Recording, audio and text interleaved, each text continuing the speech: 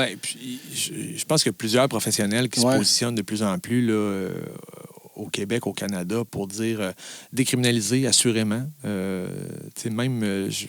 Là, on parle de toutes les drogues. Là. Pourquoi pas? Ouais. Pourquoi pas? C'est quoi le coût social de la judiciarisation, de la chasse au marché noir? Ouais. Tout l'impact sur la santé publique, des problématiques reliées à la consommation, reliées aux surdoses présentement. C'est un gros... C'est un gros morceau, on n'arrête pas d'en parler. Ça fait les manchettes depuis des mois. Il y a une augmentation des surdoses qui est importante, c'est préoccupant.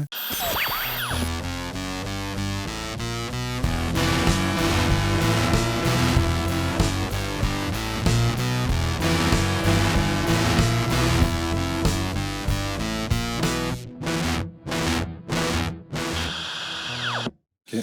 Fait que c'est ça. Fait qu'on roule avec ces shows-là. Là, on est à Québec au mois de mars. On retourne à Québec au mois de mars. Ouais. Avez-vous ajouté des nouvelles tunes, genre? Ben, très, très peu. D'abord parce qu'on pratique plus, parce que tout le monde habite loin. Ouais. Mais aussi, en même temps, bon, tu sais, quand Jean Leloup performe, parce qu'il performe encore, c'est la particularité de faire un hommage à quelqu'un qui roule toujours. C'est que j'ai toujours trouvé ça weird, là, mais... il fait plus, tu sais, il fait plus ses nouvelles chansons quand il est en spectacle. Puis je pense que le public vient de voir un hommage, s'attendre à entendre les succès qui ont fait, qui ont tourné à la radio là, dans les dernières décennies. Là, fait qu'on touche beaucoup L'amour est sans pitié, Le Dôme, Les Fourmis. Les gros classiques. Les gros classiques. Quelques-unes qu'on a faites avec le temps aussi, là, un peu plus récentes, là, mais ouais. Vous n'êtes pas trop allé jouer là-dedans?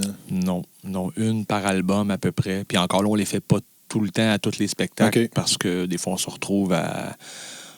trop de hits, trop de choix. Puis, on a à peu près 3 heures de chansons. Là. C'est quand même. Hein? Fait que faut couper aussi à un moment donné. Là. Fait que... Mais ça donne un Christ de bon show parce que moi, je suis allé souvent vous voir. La dernière fois que je suis allé, c'était à Mandeville. Là. Vous aviez joué.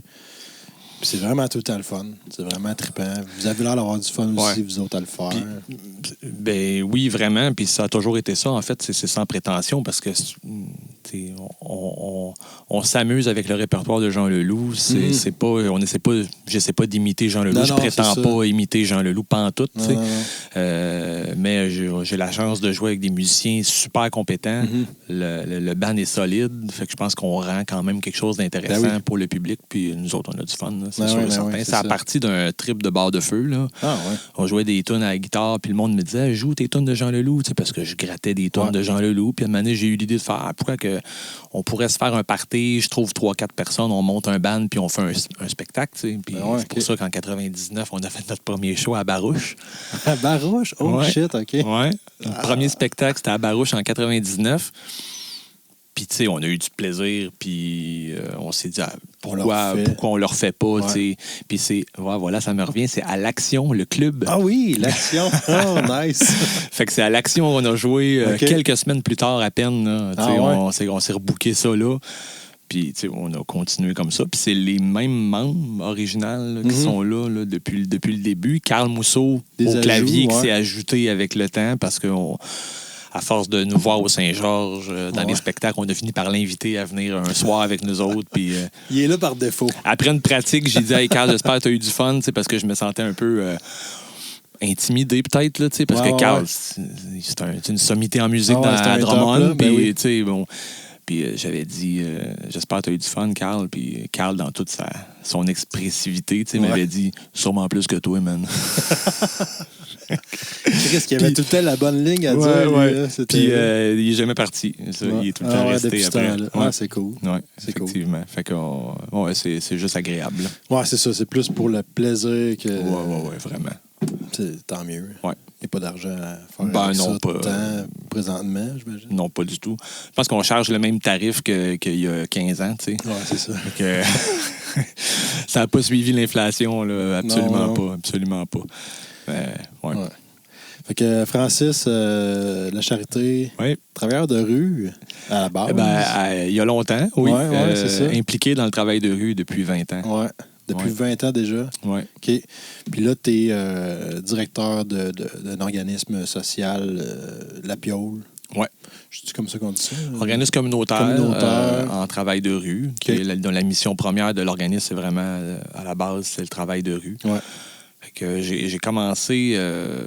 Mais tu es directeur là depuis combien de temps? Je suis dans ma 4e année là, comme directeur. Okay. Ouais. J'ai été travailleur de rue à peu près 7 ans et demi. Et puis, on a, suite à ça, les besoins émergeaient, l'équipe grossissait, puis il y avait un besoin pour créer un poste de coordonnateur clinique. Fait que moi, on a créé le poste, je suis devenu coordo clinique, en fait, de l'équipe. Ça veut dire quoi, c'est vraiment un poste qui est en support puis en accompagnement de l'équipe d'intervention. Okay. Fait que tu n'es plus en intervention directe, mais tu accompagnes les intervenants dans les enjeux, les défis qu'ils peuvent rencontrer dans leurs interventions. Fait que garder un peu les lignes directrices aussi, tu sais, qu'on se donne comme balise quand on intervient, c'est quoi les règles, les glissements qui peuvent être possibles. On veut éviter les dangers, protéger aussi le bien-être de l'équipe là-dedans. Fait que j'ai été coordo clinique pendant encore un autre 7 ans et demi. Et puis, j'étais en congé paternité de ma 2e fille quand j'ai eu un appel de la directrice, là, Caroline Guérard, qui était en poste depuis, ça faisait déjà, je pense, 11 ans qu'elle était directrice, pour m'annoncer qu'elle partait, elle avait des nouveaux défis en vue. Puis, donc, elle m'a annoncé ça, puis j'ai pris un peu pas de recul pour réfléchir, puis j'ai décidé de me lancer à essayer ce défi-là. Tu n'avais pas déjà l'intérêt... qui s'installait tranquillement. C'est quelque chose qui m'avait déjà effleuré l'esprit, oui, mais j'étais encore bien dans ma chaise de coordo, puis j'aurais continué encore ça aussi, là, si ça s'était pas présenté. Fait que, mais tu dois jouer un peu là-dedans, encore même en étant directeur, ou... Oui, parce que pour moi, c'est important. Là. J'essaie d'assister encore aux rencontres d'équipe quand je peux. J'y suis vraiment pas la majorité du temps. Parce que des fois, il y a des réunions autres, externes, des comités auxquels on participe aussi comme organisme avec les concertations locales, régionales, nationales. Je suis quand même en support avec l'équipe on a une équipe de proximité, une équipe mixte là, multidisciplinaire, interdisciplinaire avec des collègues du réseau de la santé, là, du CIUS Mauricie-Centre du Québec, qui collaborent avec nous à Piole. Fait qu'à tous les mercredis, on a des réunions d'équipe ensemble. Je suis là à toutes ces rencontres-là. Fait que j'ai encore un pied par la bande en intervention. Puis ça, moi, j'aime ça. Ça me permet de rester grandé un peu. Je trouve ça important de savoir qu'est-ce qui se vit sur le terrain, qu'est-ce que l'équipe vit. Pour pouvoir mieux les comprendre puis les diriger, en quelque sorte, aussi, j'imagine. Fait que c'est important. Puis tu dis qu'il y a des gens du CIUS qui collaborent avec vous autres. Oui. Eux, et c'est qui, mettons? C'est des gens de terrain ou c'est des gens de bureau? Non, c'est des gens de terrain. En fait, c'est très belle initiative. En travail de rue, on a une approche qui est très généraliste et puis toujours dit qu'on ne peut pas avoir la prétention d'avoir toutes les solutions. Le travailleur de rue, rapidement, va se retrouver à dire si je veux continuer à t'accompagner dans les besoins que tu as présentement, il faut que je t'amène vers d'autres ressources. Et puis, il y avait un constat sur la difficulté d'accès de certaines personnes au réseau de la santé pour toutes sortes de raisons. Des gens qui ne vont pas vers le réseau, qui ont pas de pièce d'identité, qui sont réfractaires, qui ont parfois vécu des expériences pas toujours très positives ou agréables avec le réseau aussi. Donc, il y a des fois une confiance à rebâtir aussi. Puis à l'origine, là, si je me trompe pas, c'est autour de... Ça doit faire une bonne 15aine d'années de ça. Là, c'est les infirmières en santé sexuelle qui nous ont contactés en disant il y a une recrudescence là, de certaines maladies transmissibles, ITSS, sur le territoire de Drummondville. Vous rejoignez des gens qu'on ne rejoint pas, qui ne viennent pas nous consulter. Est-ce qu'on peut aller chez vous? T'sais? Donc, l'infirmière a commencé à faire des présences dans les locaux de la Piole. Et puis, les modèles d'équipe de proximité étaient déjà en émergence dans d'autres régions. Je pense à Trois-Rivières. Là, pour nous autres, dans notre région la plus proche, là, Trois-Rivières, il y avait déjà des choses qui se passaient aussi. Puis, avec le temps, tout le monde voyait la nécessité de venir bonifier, si on veut, cette équipe-là, puis de la consolider. Ça n'a pas été facile. On a dû être patient, mais aujourd'hui, sur l'équipe de proximité, on compte une intervenante en toxicomanie qui est présente à la Piole 5 jours par semaine. Il y a un poste en santé mentale aussi, intervenant en santé mentale aussi à 5 jours semaine.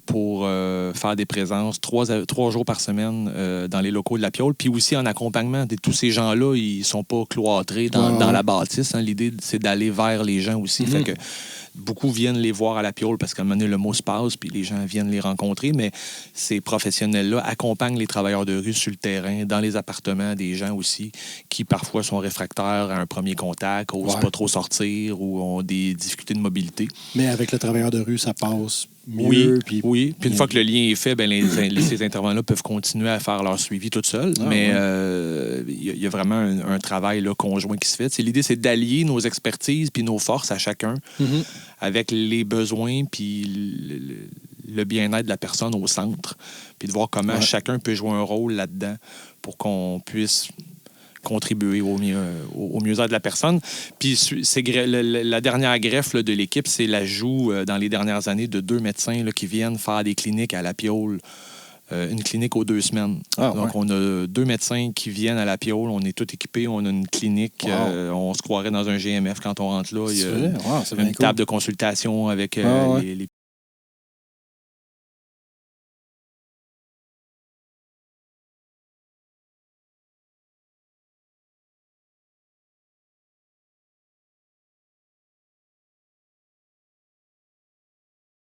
Le médecin arrive, puis on regarde un peu le nom des personnes qui ont pris... qui ont rendez-vous cet après-midi-là. Les travailleurs de rue vont aller les chercher pour qu'ils viennent à la rencontre du médecin. OK. Puis mettons que là, tu vois un nom qui est comme un peu plus suivi. Là, est-ce que vous allez comme créer la rencontre avec le travailleur de rue dans le sens que le travailleur de rue va un peu l'attendre puis pour essayer d'en savoir un peu plus sur lui, pour essayer de creuser un peu? Ou... La porte d'entrée va toujours, en tout cas de façon générale, et soit le travailleur de rue ou les intervenants du centre de jour qu'on a à la Piole. Puis, donc, ils connaissent déjà souvent la personne, peuvent avoir un peu exploré les différentes avenues. Puis les différentes tentatives qui ont été faites avant aussi, parce qu'on veut pas que ça devienne l'espèce de porte facile de dire il y a un médecin à la Piole, il y a des gens qui ont peut-être des médecins de famille, on veut pas dédoubler.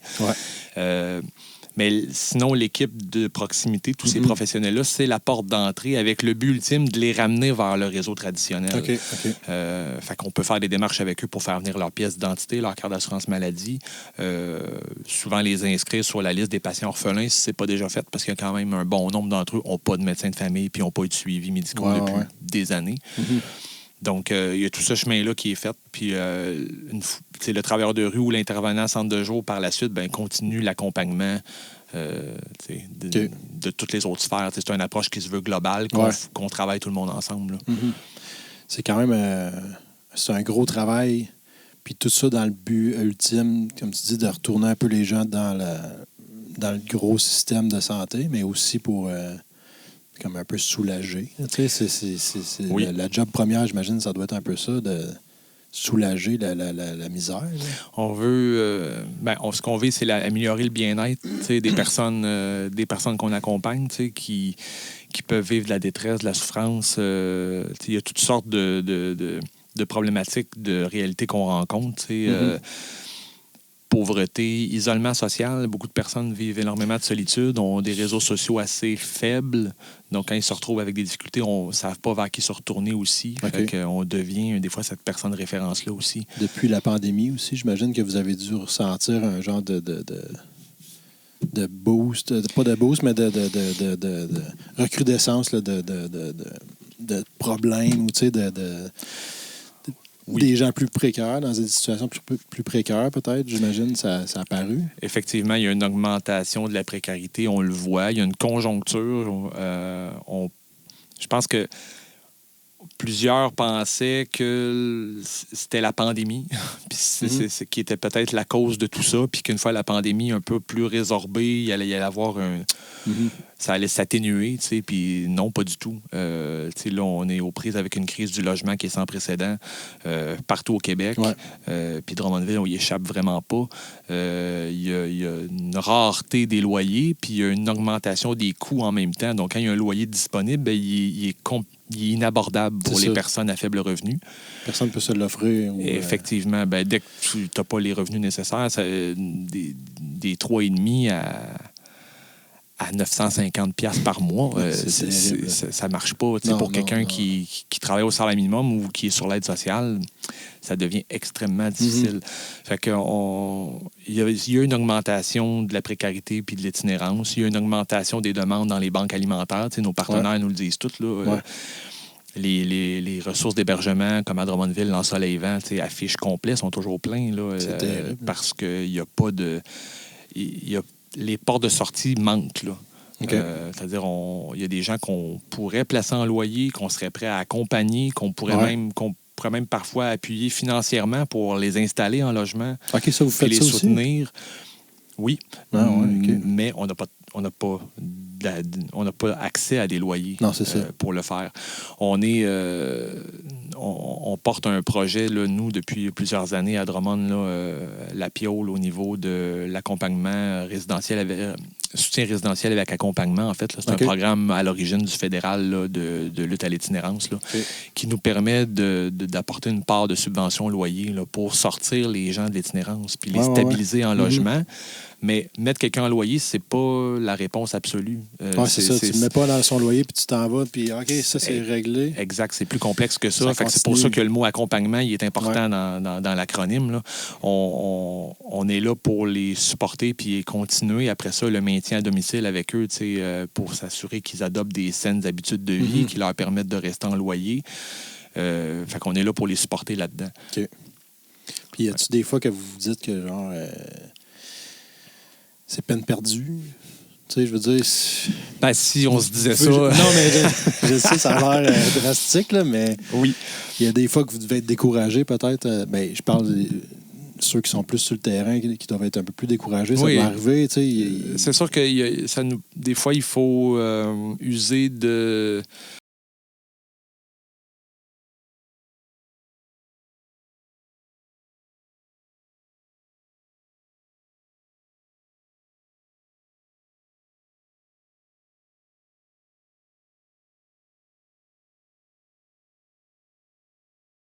Pas juste dans le réseau communautaire aussi, dans le réseau de la santé, on en a entendu beaucoup parler aussi dans les dernières années. Être en relation d'aide, en relation d'être avec les personnes, ça demande aussi de l'énergie. Ça tire beaucoup d'énergie. Ça peut tirer beaucoup d'énergie, surtout quand on est confronté à un sentiment d'impuissance, parce que la personne voudrait avoir un logement, elle serait prête, on est prêt à l'accompagner, mais... je reviens sur cet enjeu-là, c'en est un gros. Oui, parce que vous manquez de ressources, dans le fond, financières, j'imagine. Puis c'est peut-être pas assez considéré, genre. C'est par les gouvernements, je pense. L'accès au logement, la pénurie actuelle, c'est sûr que c'est un enjeu qui est partagé. Le privé doit être impliqué pour lever des nouvelles portes. Il faut construire des nouveaux appartements. Ça, c'est moins dans notre cours à nous. Nous, le bout qu'on peut faire, c'est l'accompagnement. Ce qui est confrontant, ce qui est difficile, là, si on revient plus au niveau des enjeux en tant qu'organisme, là, au niveau du financement, c'est sûr qu'on est encore en dessous des... un gros enjeu, c'est la rétention de personnel. C'est le recrutement aussi des personnes qui est difficile. Et puis, bien évidemment, on ne peut pas offrir ce qu'offre le réseau public ou le privé actuellement. Là. Donc, c'est ça. On a à batailler avec ça. Je pense encore qu'on a quand même des avantages intéressants à proposer au niveau de la flexibilité du travail, au niveau de la grosseur des équipes, je pense, qui reste, à mon avis, très à l'échelle humaine. Sans rien enlever, je suis conscient qu'il y a aussi des belles choses qui se passent partout. Là. Mais c'est des petites équipes. Il y a un travail de collaboration qui se fait. On essaie d'être en communication, en consultation avec les membres de l'équipe aussi. On veut qu'ils soient impliqués dans les processus. Donc ça, je pense que c'est encore des forces. Souvent, les gens disent moi, je viens dans le communautaire par rapport à mes valeurs. Bon, personne ne vient ici pour la paye, on le sait. Là. Non, c'est ça. Mais la dévotion ne va pas payer ton loyer, par contre. Non. Fait qu'à un moment donné, il faut être un peu conscient de ça. Exact. Ça fait partie de travailleurs, là, j'imagine. Là, ça fait partie des revendications qui sont portées bien plus haut que nous là, par des regroupements nationaux, là, comme le Réseau de solidarité itinérante du Québec, le RSIC, qui a ça comme objectif. Au ROQTR, Regroupement des organismes communautaires en travail de rue, c'est un regroupement aussi qui est là pour représenter puis défendre les intérêts des organismes en travail de rue. Et c'est un message qui est porté à l'échelle nationale. À l'échelle nationale, c'est pas juste les organismes là, qui travaillent chacun de leur bord à tirer à couverte. Là. Exactement. C'est tout le monde qui est regroupé là-dedans. Pour réussir à faire l'ensemble de nos activités d'organisme, c'est parce que là, je ne suis pas rentré dans le détail de tout ce qu'on fait à Pio, mais il y a plein de volets. Mais c'est comme une espèce de courte pointe là, compliquée là, de subventions là, qu'il faut tout attacher ensemble pour arriver à faire tout ce qu'on fait. On a une équipe de 23 employés. On a un centre de jour avec 3 intervenants en centre de jour. On a 8 travailleurs de rue sur le terrain avec des missions particulières, des mandats un peu plus définis aussi. On a une école, l'école La Ruelle, qui est une école pour la réinsertion des jeunes qui ont décroché puis qui veulent reprendre un parcours scolaire en association avec l'école aux adultes. Il y a centre de service scolaire. Un enseignant qui vient? Des professeurs de mathématiques et de français qui sont prêtés par le centre, par le centre de service des Chênes avec l'école aux adultes. Ces profs-là viennent enseigner à Piolle. Fait que ça, on a de la place pour 20 élèves. C'est à entrée continue pour des gens qui veulent reprendre un parcours scolaire. On a tout un volet aussi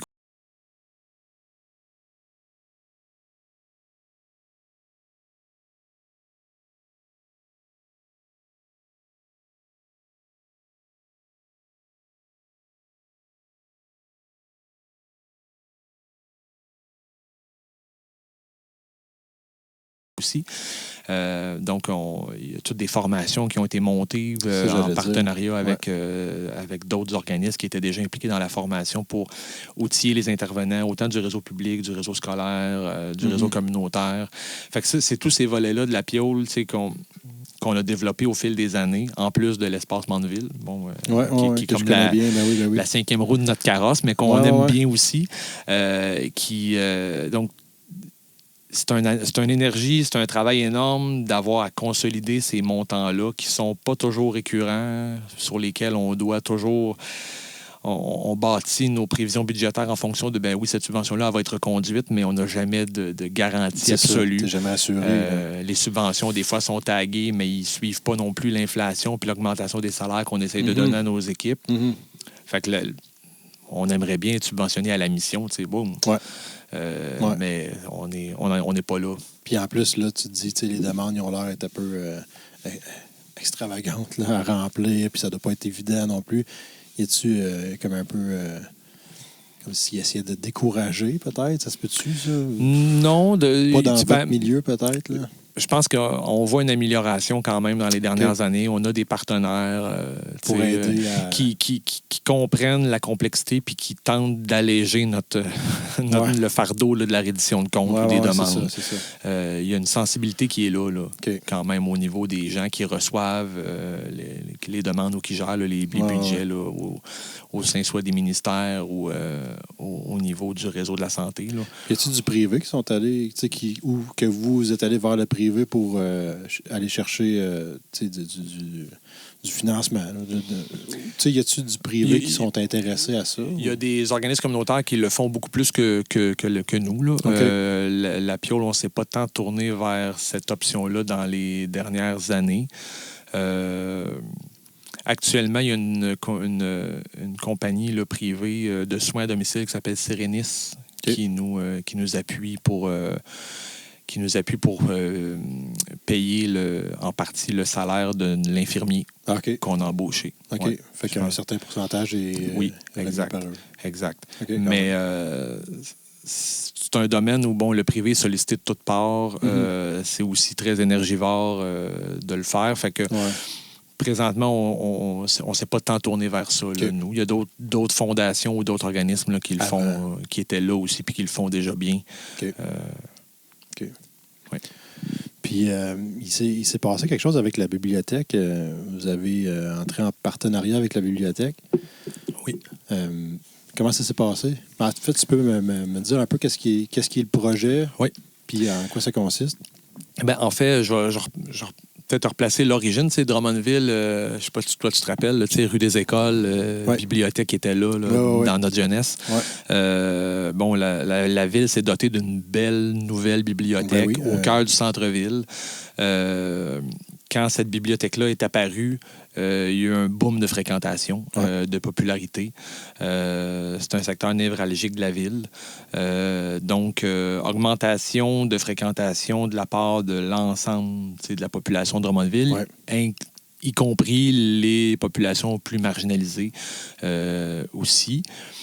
Et puis... Itinérance aussi. Oui, itinérance, mais pas que itinérance. Quand je dis ma clientèle plus marginalisée, c'est plus large un peu, mais ça inclut la population peut-être itinérante. Okay.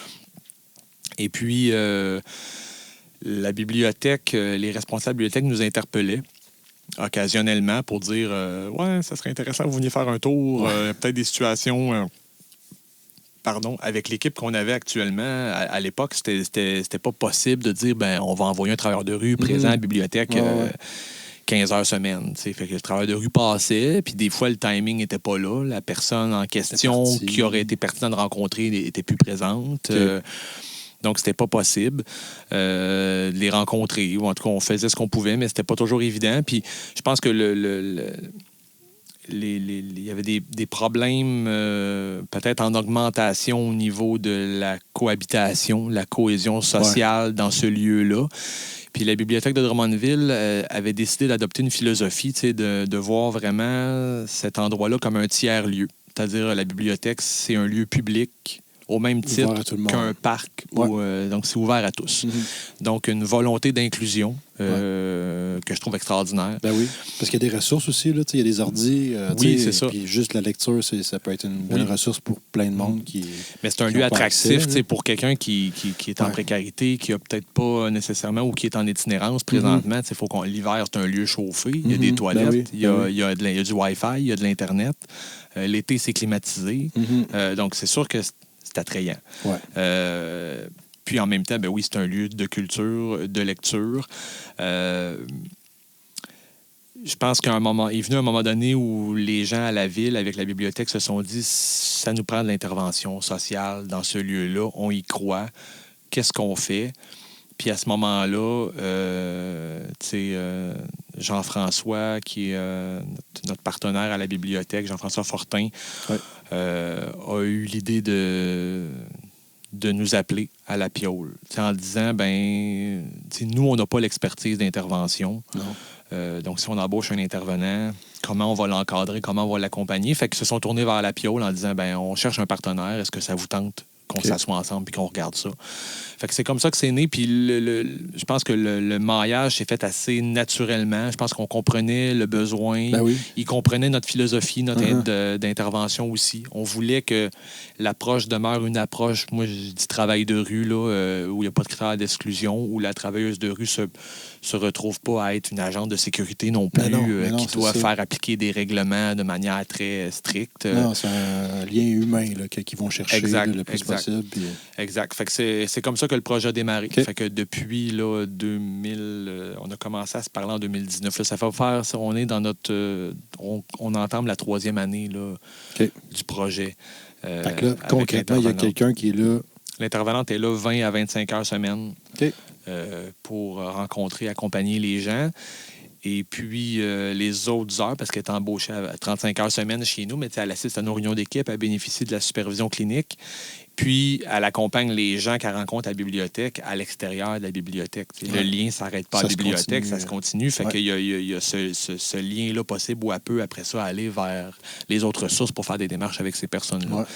Mais l'idée de base, c'est vraiment la même, toujours en travail de rue. C'est, premier objectif, créer un lien de confiance avec la personne pour l'accompagner dans ce qu'elle vit, de manière volontaire, en suivant le rythme de la personne.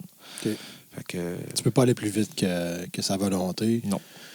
On peut semer une idée, on peut questionner, on peut confronter aussi, mais tu peux pas confronter si ça fait 5 minutes qu'on se parle. Non. tu peux confronter quand ça fait 3 mois qu'on se connaît. Parce que cette relation-là, puis ce lien de confiance-là te permet d'aller un peu plus loin, des fois, pour venir un peu bousculer des idées, essayer de faire bouger des choses un peu. Je pense que tout se nomme en intervention, mais il faut que ce soit fait dans le respect. Puis, à mon avis, la clé du succès, c'est cette relation de confiance-là qui a pu être bâtie en amont, qui va te permettre peut-être d'aller plus loin. Effectivement, puis de creuser un peu plus sur d'essayer de connaître la personne, puis savoir quel chemin prendre pour l'amener, où tu veux l'amener, parce que je sais pas, j'ai de la misère à savoir si tu rencontres une personne pour la première fois, ben, peut-être pas pour la première fois, mais quand tu commences à côtoyer cette personne-là qui est en besoin, est-ce que tu sais exactement qu'est-ce que tu veux faire avec, ou ça prend combien de temps avant de savoir où il faut que tu l'amènes, parce que c'est ça aussi. Oui. Ben, ça va être différent pour chaque personne. C'est ça, chacun a ses besoins. Exact, c'est ça. Il n'y a pas de formule parce que tout le monde est différent. C'est sûr que c'est facile pour nous d'avoir des objectifs en tête. C'est bon, la personne semble avoir des problèmes de consommation. Donc, la prémisse de base, ça serait de dire peut-être ça serait intéressant qu'elle diminue sa consommation. Ça peut sembler un objectif noble que j'ai en tant qu'intervenant, mais si la personne n'a aucune envie de s'engager dans ce chemin-là, ben moi, je vais ramer. C'est ça. Puis bonne chance, puis on va perdre notre temps, puis possiblement la personne va se retirer parce qu'elle va avoir l'impression qu'elle n'est pas respectée puis qu'elle n'est pas comprise. Mais non, c'est ça. Donc, il faut être capable de tasser ces objectifs-là. Des fois, les objectifs un peu, de la société. On va t'insérer socialement. Tu vas te trouver un appart, tu vas te trouver une job, tu vas arrêter de consommer. Ça, c'est bien beau. Toi, des enfants, t'aimerais-tu ça? Oui, c'est ça. Ça, c'est bien beau, mais il faut jamais perdre de vue que c'est ça. C'est peut-être que ça correspond pas puis ça parle pas du tout à la personne qu'on a en avant de nous. C'est pour ça c'est important d'avoir ce pas de recul-là, d'être capable aussi de tasser un peu, si on veut, nos propres visions, nos propres valeurs pour être capable d'accompagner la personne selon ses priorités à elle. Ouais. C'est comme, vas-y, raconte-moi, toi, c'est quoi ta perception de la vie, là, puis on va bâtir avec ça. Exact. Puis, tu sais, est-ce que vous avez des formations, ça doit, là, mais axées vraiment plus sur la psychologie? Est-ce que tout le monde est formé? Peut-être une formation de psychoéducateur, mais est-ce que tout le monde est formé comme psychoéducateur? Sûrement pas. Travailleur de rue, c'est pas un psychoéducateur non plus, je pense, à la base, mais il faut quand même qu'il y ait un aspect psychologie relié à ça. Vous allez le chercher où, cet aspect-là? Ben moi, effectivement, la formation en psychoéducation, personnellement, je trouvais qu'elle collait bien au travail de rue parce que l'essence de la psychoéducation, pour moi, c'était la personne au centre. Et puis, on regarde toutes les sphères de la personne, puis on essaie de l'accompagner. C'est une approche un peu écosystémique de l'individu. Il n'y a pas de formation là, obligatoire ou formelle pour les travailleurs de rue. Puis pour moi, c'est ce qui a toujours fait la richesse des équipes. C'est que dans une équipe, tu peux te retrouver avec des gens qui ont des diplômes en éducation spécialisée. On a déjà vu en criminologie, en travail social. Puis des gens qui n'ont aucun diplôme, mais qui ont un parcours de vie qui les ont amenés à avoir une expérience, un savoir-être, parce que c'est de ça dont il est question, moi, je trouve, prioritairement. Là. Tu peux apprendre... Tu peux apprendre sur les différents types de drogues, sur les effets. Tu peux apprendre des techniques d'intervention, mais apprendre à faire de l'écoute empathique, apprendre à être dans le non-jugement, ça, je sais pas trop là, comment ça s'acquiert avec un diplôme à l'école. Puis si t'as pas ça en travail de rue, ça ne marchera pas. Non, c'est ça. Même plus largement, j'ai envie de dire, en intervention, là, peu importe le domaine, mais tu sais... Fait que c'est ça, cette diversité-là de formation amène une richesse, je trouve, au niveau des réunions d'équipe. Puis, tu sais, quand on parle de supervision clinique, quand on parle des rencontres d'équipe, bien, ils servent à décortiquer ces situations-là aussi, où, comme travailleur de rue, on est confronté dans nos valeurs, ou des fois, on ne sait pas trop quoi faire, ou on aurait envie d'amener la personne à quelque part. Fait que on peut tous un peu être les gardiens de dire, ben là, attends, c'est peut-être pas ça notre rôle, ou là, présentement, c'est quoi l'enjeu, qu'est-ce que cette personne-là veut, puis de se recentrer, tu sais. Parce que je pense que tout bon intervenant aime ça se sentir utile.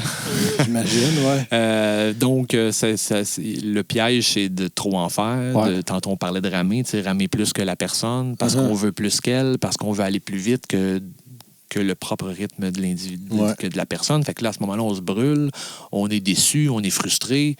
Ça avance pas, puis finalement, alors que quand on reste dans l'être, puis qu'on reste juste présent pour l'autre, puis qu'on est dans l'écoute, puis dans l'accueil, on n'a pas cette pression-là. Puis, c'est 80% de fait. Exact.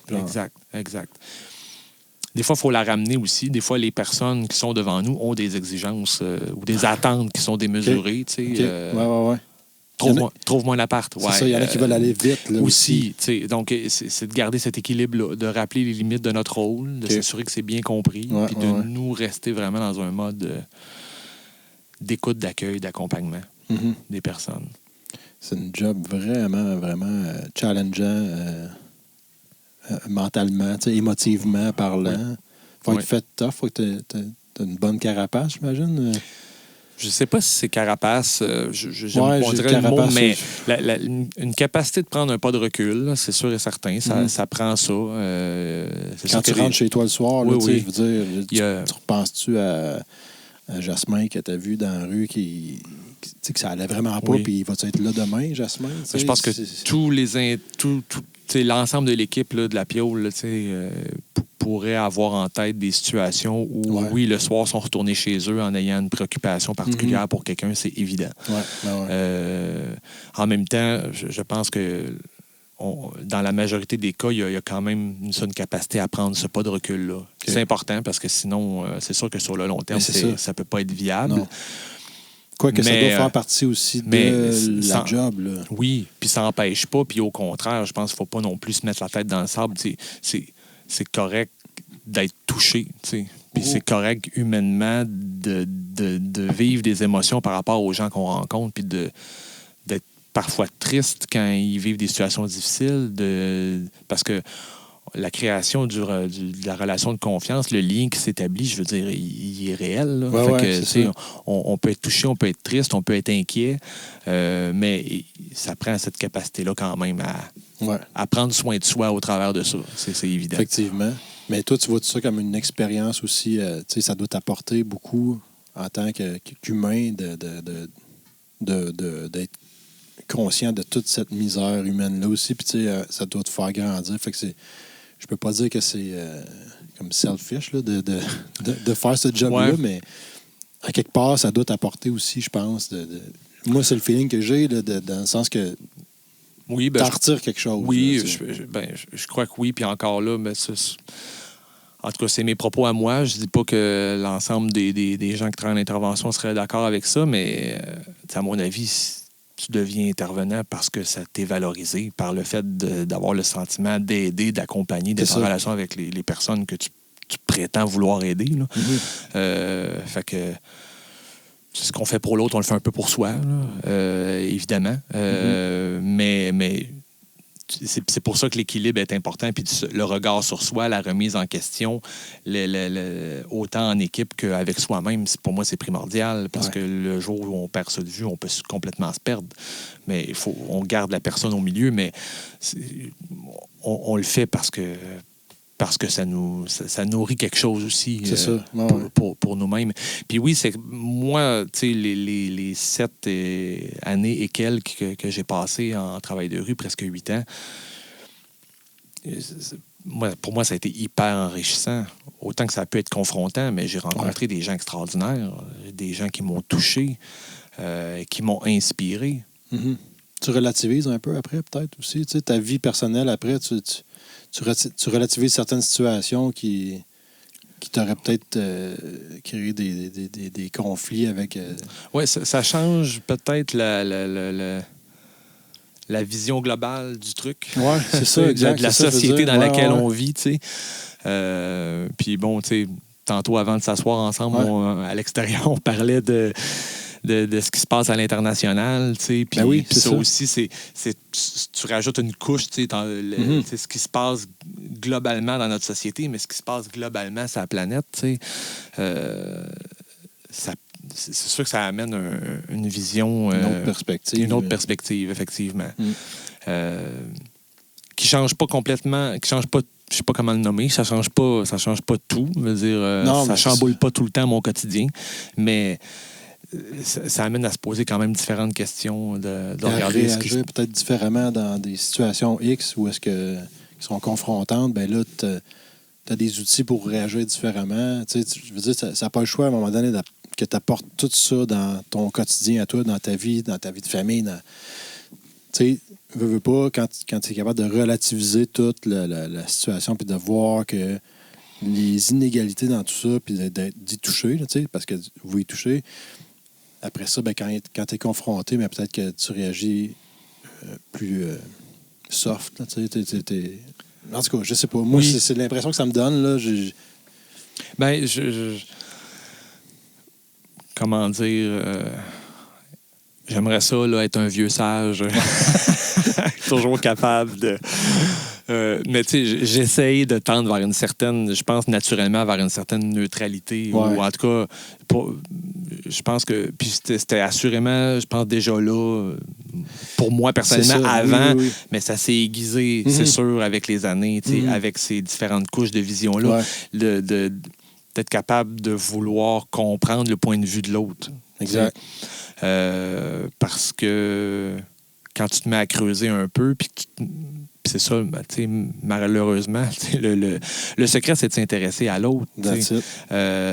On a peur de ce qu'on ne connaît pas. On a des préjugés. Pourquoi on a des préjugés? Parce qu'on ne connaît pas l'autre, parce qu'on ne comprend pas la culture de l'autre ou le vécu d'une personne qui est devant nous. T'sais. Fait que de se poser des questions, d'essayer de toujours se remettre à la place de l'autre, d'enlever ces espèces de lunettes-là, qui sont les miennes. T'sais, moi, je vois la vie à travers une certaine paire de lunettes. Mais... Oui, c'est ça. C'est moi qui ai raison dans ma façon de voir la patente. Fait que je pense que c'est... Puis en intervention, c'est important de le faire, mais c'est sûr, là, je parle moi personnellement, d'essayer toujours de tasser ces perceptions-là, puis vouloir comprendre l'autre, que ce soit...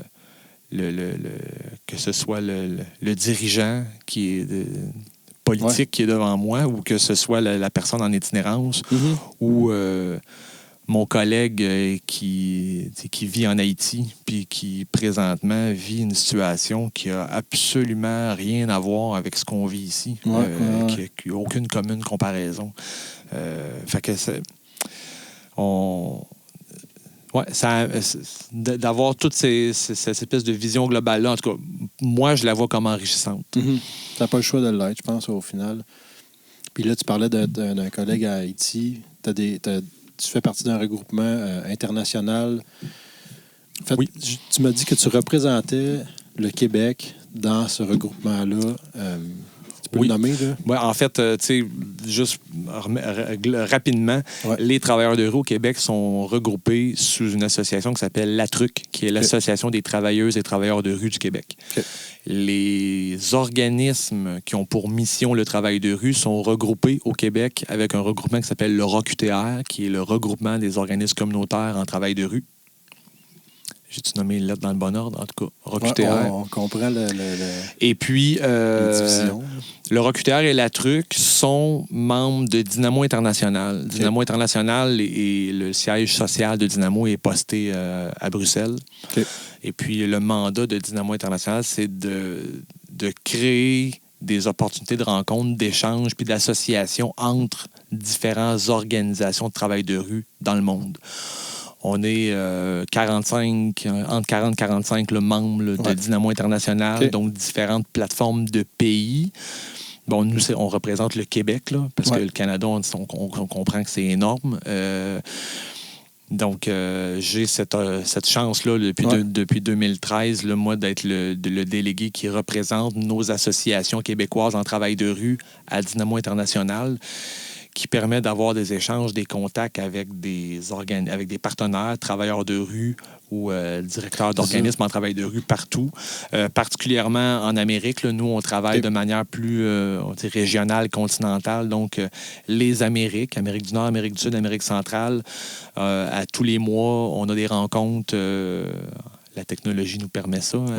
Avec Teams, on se retrouve tout le monde ensemble pour 1h30 à échanger sur nos pratiques, sur nos réalités. Ça doit être fascinant. Il y a des disparités. Ça doit être épouvantable, le clash entre... oui, hallucinante. L'Équateur versus Drummond, mettons. Effectivement, on est vraiment ailleurs de ce qui se passe avec ce qui se passe en Haïti présentement, ce qui se passe en Équateur présentement. Il y a beaucoup de pays où ça bouge énormément, où il y a énormément de tensions politiques. Des tensions en lien avec les cartels. Là, présentement, c'est ça que c'est l'actualité de l'Équateur dans les dernières semaines. Puis tu as des travailleurs de rue là-bas qui sont aux prises avec ces enjeux-là, qui travaillent dans des contextes de tension sociale extrêmes. Oui, c'est ça. Dans des pays où dénoncer certaines politiques gouvernementales peut mettre ta vie en danger. Oui. On n'est pas... le droit de manifester au Québec, on n'est pas en même place. Non, ça aussi, on relativise des choses. Mais encore une fois, moi, j'ai dit que c'est un privilège, c'est hautement enrichissant. Puis au travers de ça, moi, j'essaie de ramener l'information des collègues ici au Québec, parler un peu de ce qui se passe. Puis quand des collègues du Québec souhaitent ou auraient envie de partir, on peut créer des ponts, faire en sorte qu'un travailleur de rue qui quitte le Québec pour aller faire un voyage en Europe puisse aller rencontrer des travailleurs de rue, que ce soit en France, en Belgique, au Portugal, en Allemagne. Donc, c'est comme un échange de travailleurs de rue, mettons. Exact. L'échange d'expertise, je pense que c'est au cœur de... l'idée de comprendre l'autre, les réalités sont différentes. En même temps, il y a un tronc commun. L'ensemble des travailleurs de rue, je pense, dans le monde, partagent des valeurs communes, mais dans des contextes sociaux qui les amènent à opérer, à travailler de manière parfois différente. Mais on demeure toujours avec la personne au centre, avec la création de la relation de confiance qui est au cœur. C'est la beauté de la patente, en fait. C'est que tout le monde travaille pour la même raison, dans des contextes complètement différents. Complètement différents. C'est intéressant. C'est quand même assez...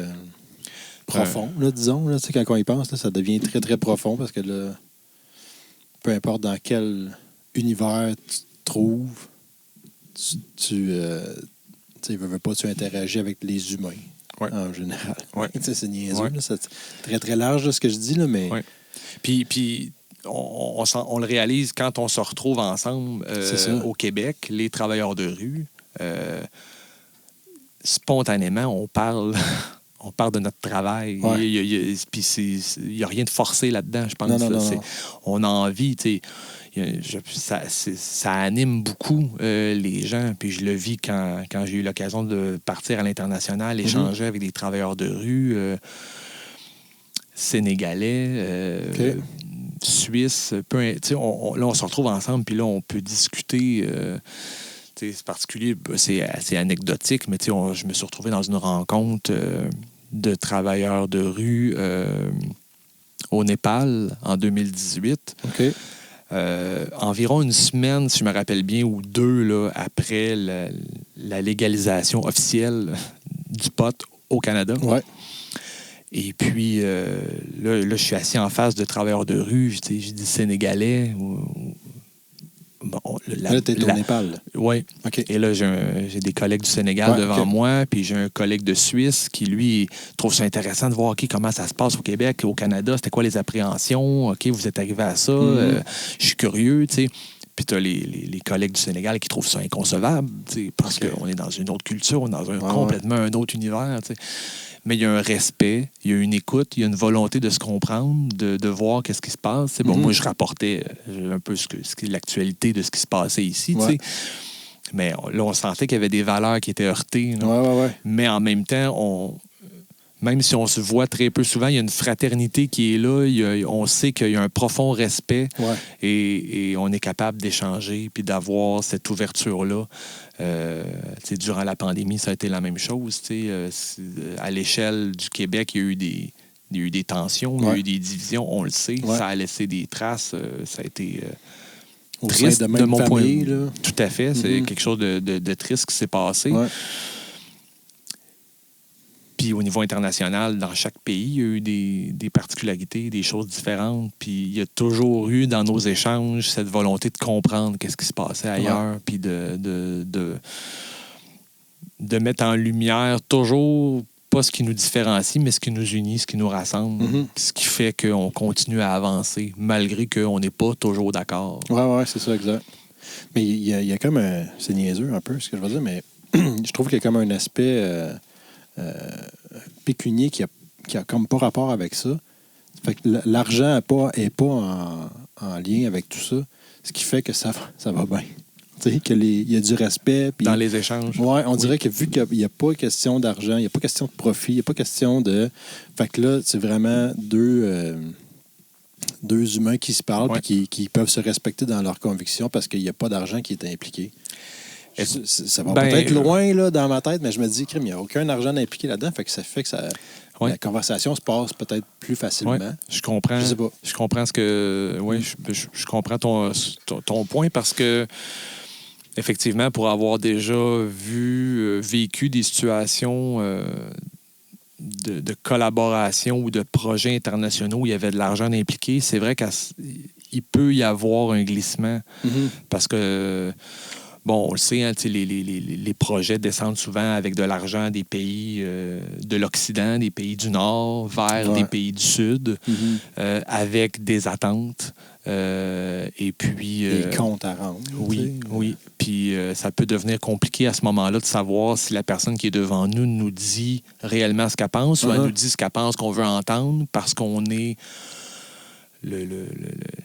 le blanc riche qui débarque avec son projet. Ses subventions. Okay. Mais c'est sûr qu'on est complètement à côté de ça dans nos échanges en lien avec le réseau international de travail de rue parce qu'on ne vient pas rien proposer. On ne débarque pas avec des lunettes de « moi, je suis l'expert », puis je vais venir au Sénégal donner des formations sur le travail de rue parce que je dois savoir plus que vous autres, ça devrait être quoi du travail de rue. On n'est pas là-dedans. Non, c'est ça, c'est dans l'échange toujours. Puis... Toi, tu es un travailleur de rue au même titre que moi. Tu as quelque chose à m'apprendre sur ta pratique. Parle-moi de ce que tu vis, toi, tes enjeux ici au Sénégal, au niveau des moyens. Il y a des disparités énormes. Tantôt, je parlais d'enjeux financiers au Québec. On a quand même, il faut le dire, la chance d'être financé. Dans des pays, la plupart des pays en Amérique du Sud, en Amérique latine, nos collègues d'Haïti sont bénévoles. Ils font du travail de rue parce qu'ils y croient, mais ils ne reçoivent pas une scène. Fait que, là, on est dans la mission puis dans le don de soi. Solide. Un autre niveau. Là. Solide. Ouais. On n'a pas de leçon à recevoir. C'est-à-dire, on n'a pas de leçon à donner. Je m'excuse. Non. Au contraire. Effectivement. Mais reste que, tu sais, oui, il y a ça, mais c'est chacun sa réalité. Puis vous autres, vous avez des enjeux financiers par rapport à ça. Puis les gouvernements devraient s'y pencher peut-être un peu plus. Puis un n'empêche pas l'autre, je pense. Mais oui, ça relativise encore une fois. On revient à ça, là, de dire, mais regarde, lui, il fait ça bénévole, le même travail que moi. Non, ça n'empêche pas qu'il faut continuer à faire nos demandes ici. Tu le nommes super bien, là. Mais effectivement, ça amène quand même une autre perspective. Oui, effectivement. Ouais. Puis tu pars en voyage, tu me disais. Oui. En famille. Oui, là c'est un autre. On s'en va pas dans l'échange professionnel, mais vraiment de manière plus personnelle. Moi, je l'ai fait à une autre époque, là, partir avec mon sac à dos. Oui, mais c'est ça, c'est pour ça un peu que je te parle de ça, parce que l'Amérique latine, tu sembles aller souvent ou... Oui, quand même à quelques reprises. Là, au départ, dans ce que je pensais être un projet, là... j'allais dire d'aide humanitaire. Oui, c'est un vocabulaire que j'utilise plus parce que je trouve ça très prétentieux et complètement à côté de la plaque là, d'utiliser. Oui. Puis encore une fois, tu vas là-bas pour toi. Pour t'enrichir, toi, d'expérience, parce que tu as envie de. Parce que tu ne changes pas le monde en 4 mois au Guatemala. Non, c'est ça. Toi, soyons réalistes. Là. Toi, tu t'enrichis. Peut-être qu'il y a des gens qui ont été marqués, il y a eu des choses positives qu'on a fait là-bas, mais concrètement, moi, j'étais allé au Guatemala pour la première fois en 2003. Ça m'a permis d'apprendre l'espagnol. Je suis retourné en 2010 dans le même quartier où j'étais allé en 2003. Puis mon premier feeling... triste, c'est de constater qu'il y avait à peu près rien qui avait changé. Ah ouais. C'était à la même place. La jeune fille qui vendait des cacahuètes là, au coin de la rue là, en 2003, là, ben là, 8 ans plus tard, là, elle est encore là. Puis elle vend des cacahuètes. C'est vrai. Puis c'est une image, ça. Là. Ouais, non, mais c'est très fort, ça parle beaucoup. Mais les opportunités puis l'espoir d'aller plus loin puis d'avoir un meilleur futur, on n'est pas dans les mêmes schèmes non plus. Non, peut-être qu'il l'embrasse, peut-être même pas, ça, l'idée d'être mieux. Ben, oui, ils aspirent tous à quelque chose. Ils ont toute l'espèce de... Ben, je dis tous. C'est sûr que l'espèce de American Dream, là, c'est présent. Puis c'est pas pour rien que l'immigrant passe les frontières. Puis bon, ça, on en entend beaucoup parler aussi présentement. Puis c'est un enjeu qu'on n'a pas fini, à mon avis, d'entendre. Je pense pourquoi ces gens-là, soudainement, devraient faire le deuil du confort que nous, on a. Ouais. Eux, ils voient ça à la télé. Ils savent qu'on... Fait que... Ben, eux aussi, tu sais. Ils se disent, moi aussi, j'aurais envie de ça, tu sais. Fait qu'il y a quelque chose là, il y a un clash énorme.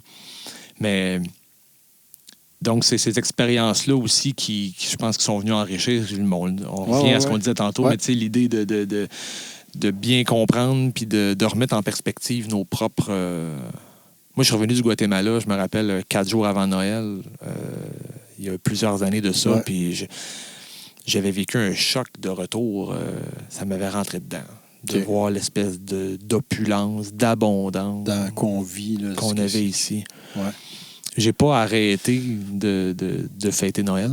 Je pense que ça, c'est cette espèce de clivage-là, puis de tout rejeter soudainement parce qu'on considère qu'il y a quelque chose de trop confrontant dans ce qui se passe ailleurs par rapport à ce qu'on peut vivre ici.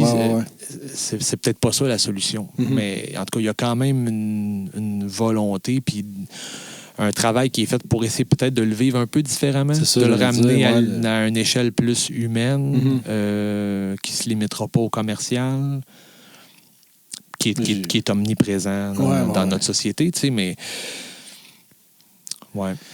C'est tout un débat quand même. Ben, pas un débat, mais c'est un débat avec soi-même, je trouve, parfois de dire, OK, on n'embarque pas dans la game, le pattern de Noël, c'est donner des cadeaux. Puis, mais tu sais, comme si on essaie de le faire différemment, puis c'est pas tout le monde qui fait ça, puis c'est pas tout le monde qui veut changer ça non plus, là.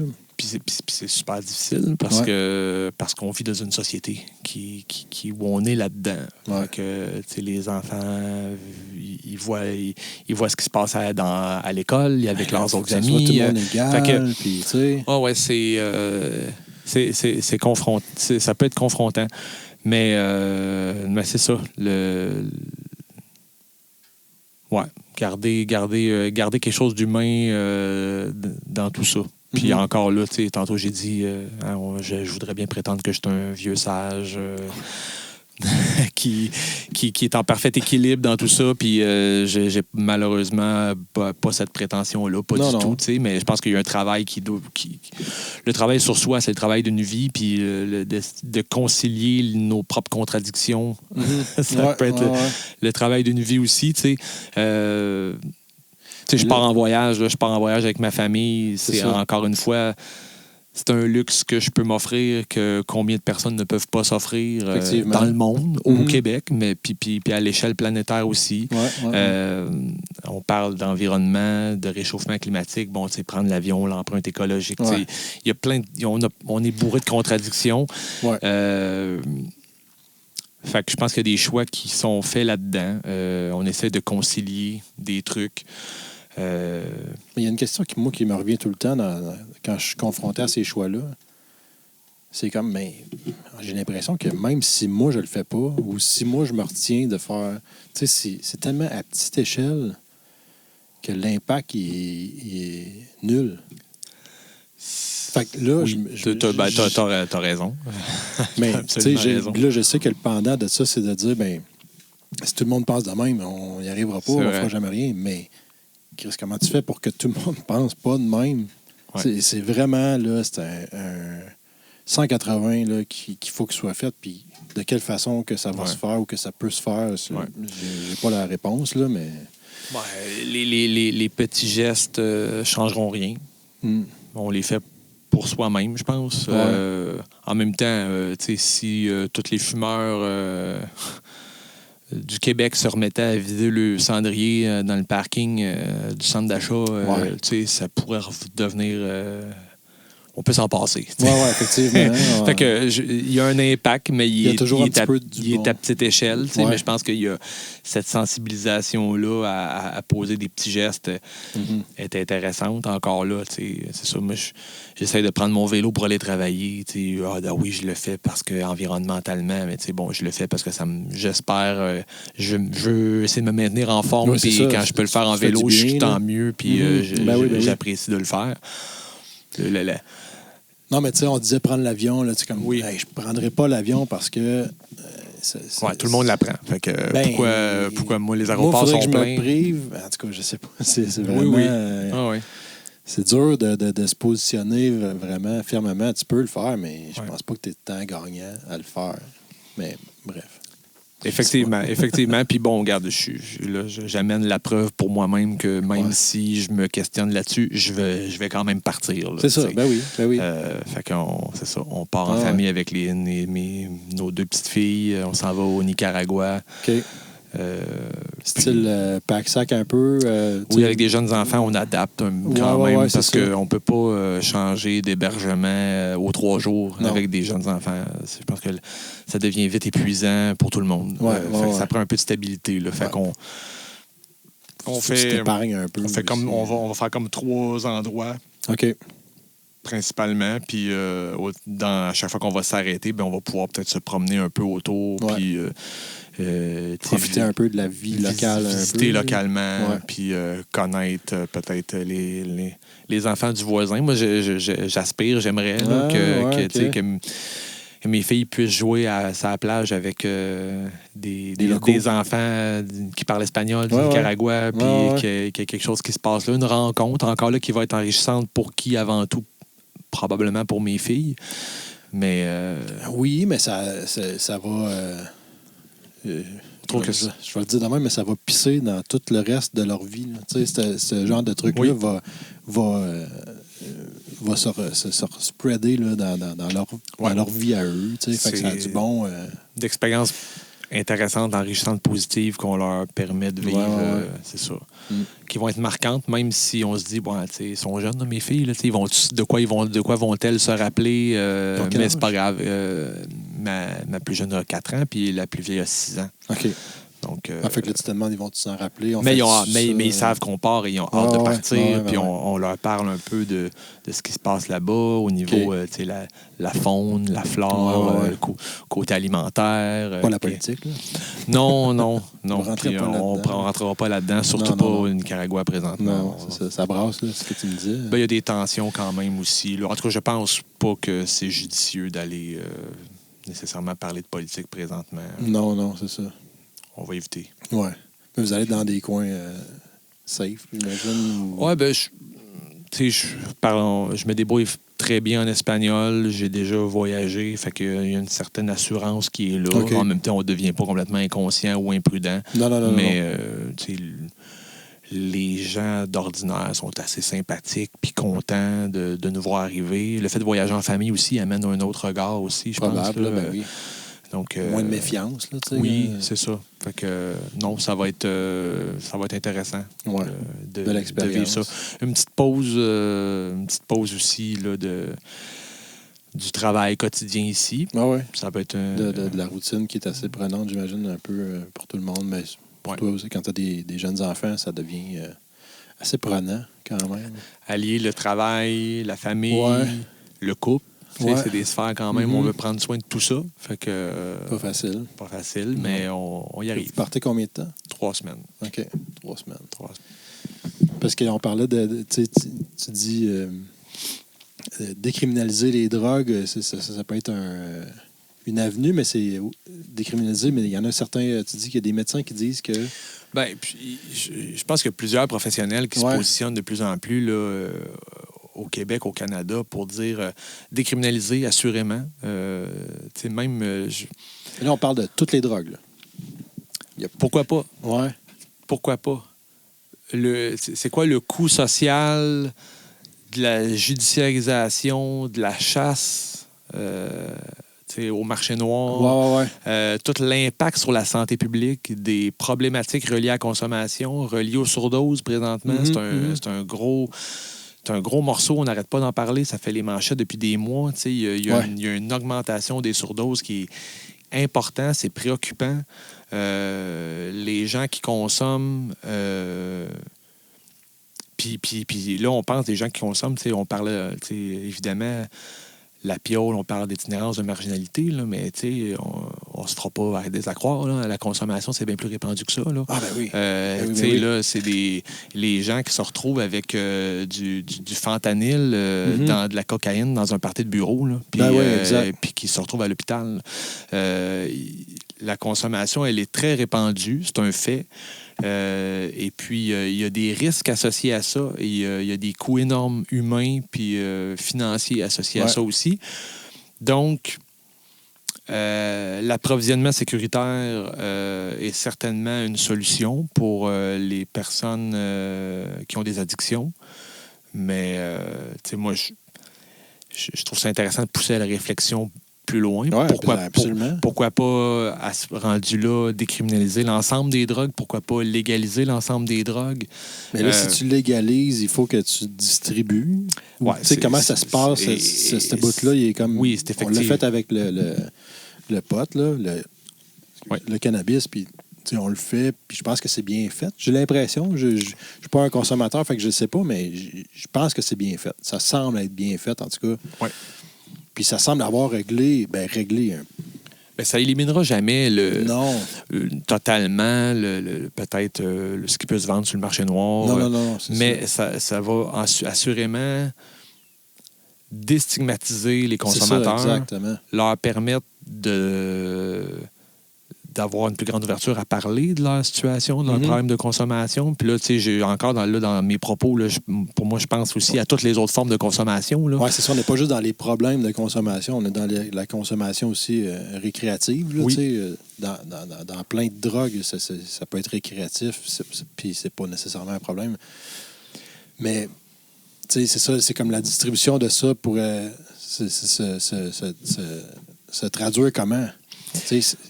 Moi, je ne suis pas un expert en marketing. Mais c'est sûr qu'il y a des enjeux reliés à ça. Je pense que, en tout cas, assurément, un premier pas, ça serait de décriminaliser.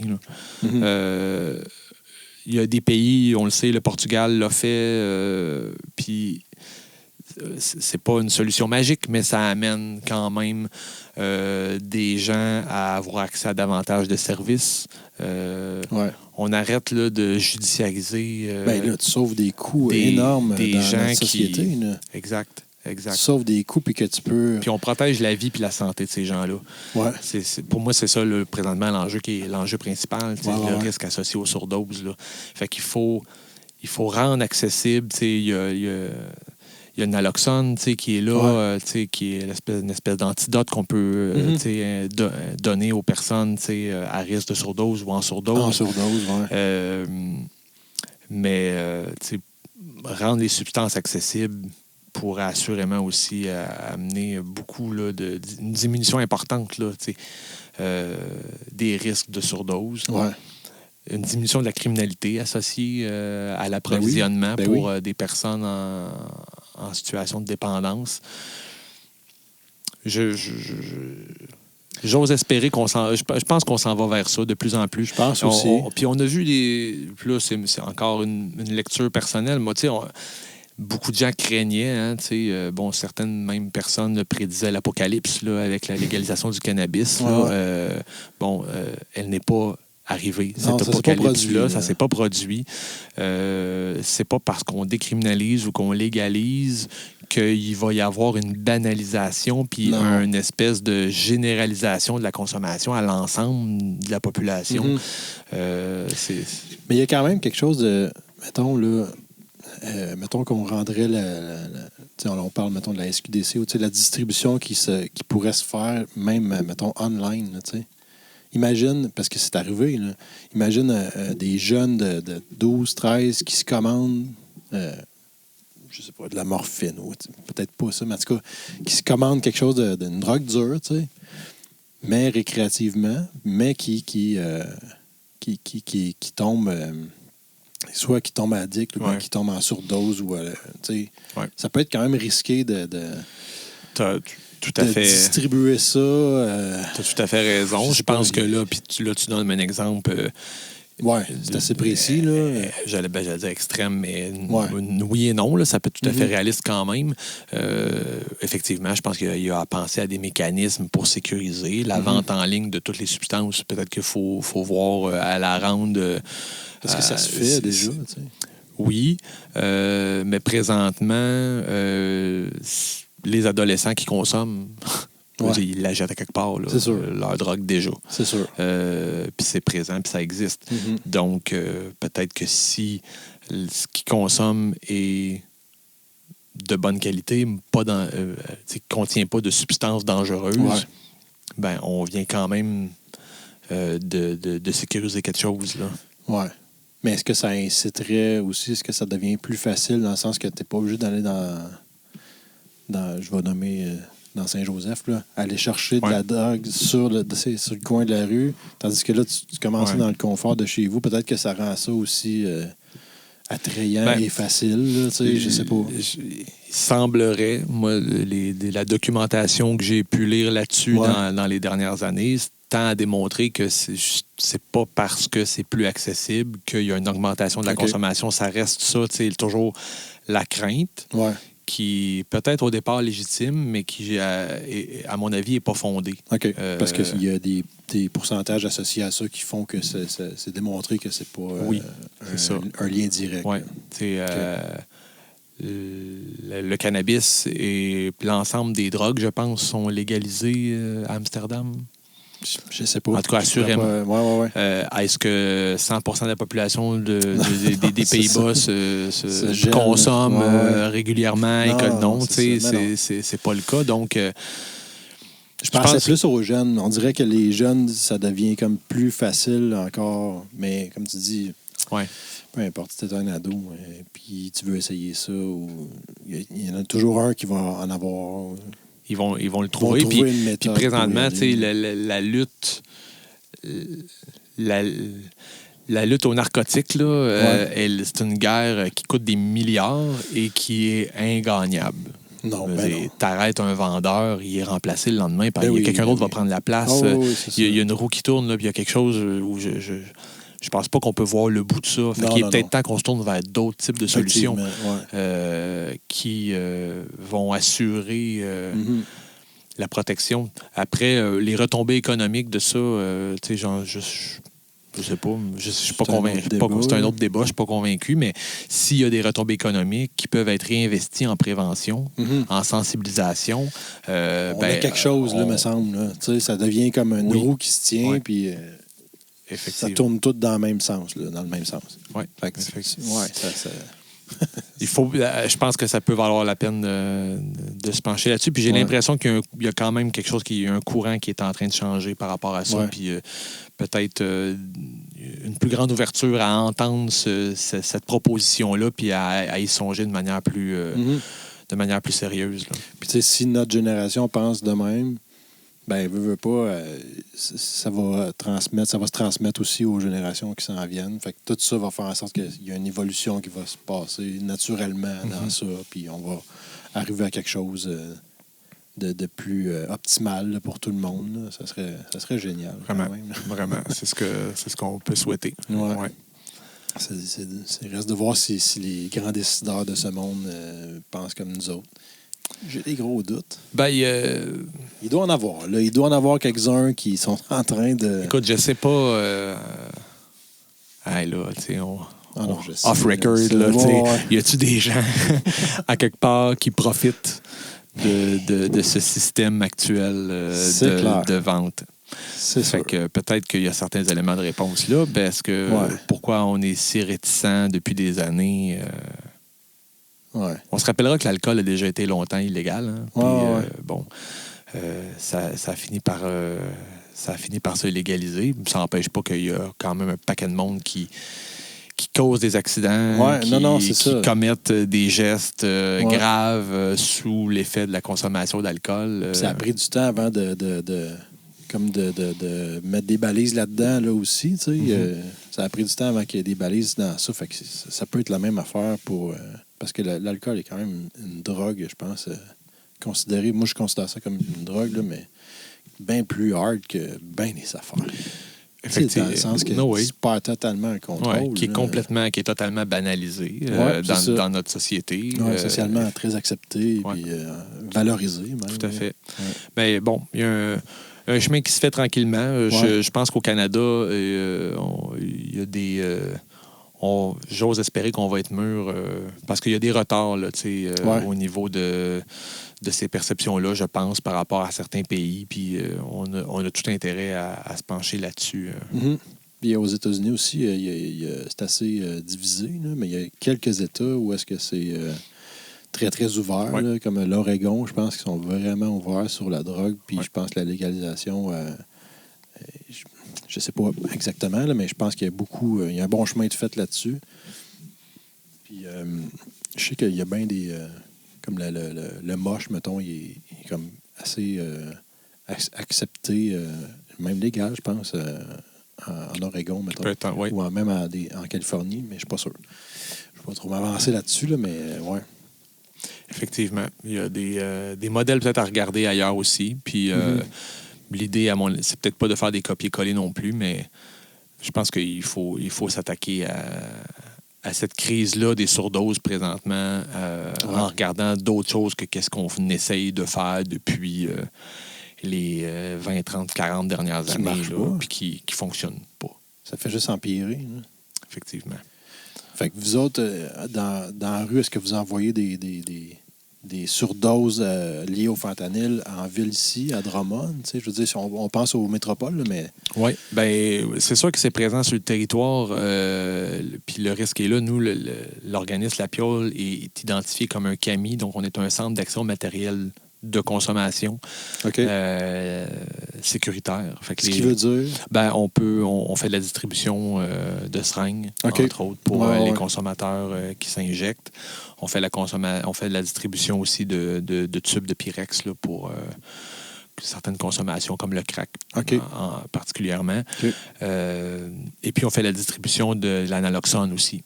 C'est ça, pour prévenir les surdoses, là, en cas de surdose.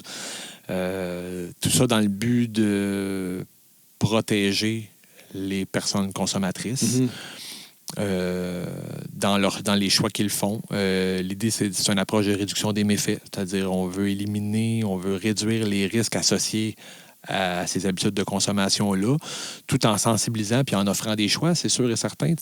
Mais encore là, on parle de respect du rythme, puis on parle d'accompagner la personne sur la base de ses propres besoins. Fait que c'est sûr qu'une personne vient nous voir en disant ma consommation a des impacts sur ma vie, peut-être que j'aurais envie de remettre de faire certains bouts de chemin, d'aller faire une thérapie. Bon, on a tous les outils. Tantôt, je parlais, on a une intervenante en toxicomanie présente 5 jours semaine.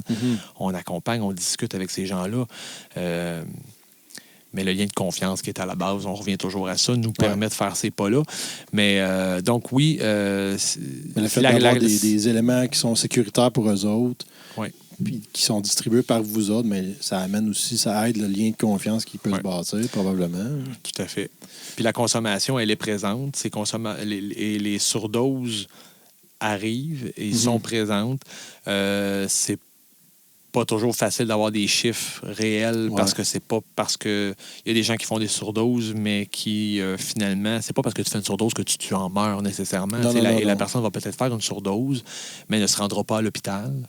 Et finalement, elle ne sera pas répertoriée. Non, c'est ça, elle n'est pas calculée. Donc, quand on arrive avec des chiffres, il ne faut jamais perdre de vue que ces chiffres-là ne sont pas totals. C'est pas le reflet de la réalité. C'est une partie de la réalité, mais assurément, il y en a beaucoup de choses, il y a beaucoup de ces événements-là qu'on ne voit pas passer. Une petite overdose un mardi soir, ça arrive. Là. Oui. Ça se peut. Oui, effectivement. Et puis, avec l'ensemble des nouvelles molécules en circulation, le fentanyl a fait beaucoup parler de lui, carfentanyl, xylazine dernièrement, mais ça va vite, là. Ah ouais? Ça évolue très vite. Ça évolue très vite. Et puis, on souhaite pouvoir détecter aussi, offrir la possibilité de détecter les substances. Les gens peuvent venir, pourraient venir à la Piole ou tester leurs substances. Ouais. Encore là, c'est des outils imparfaits, mais c'est des éléments, je pense, de protection. Parce que oui, c'est très réel, puis...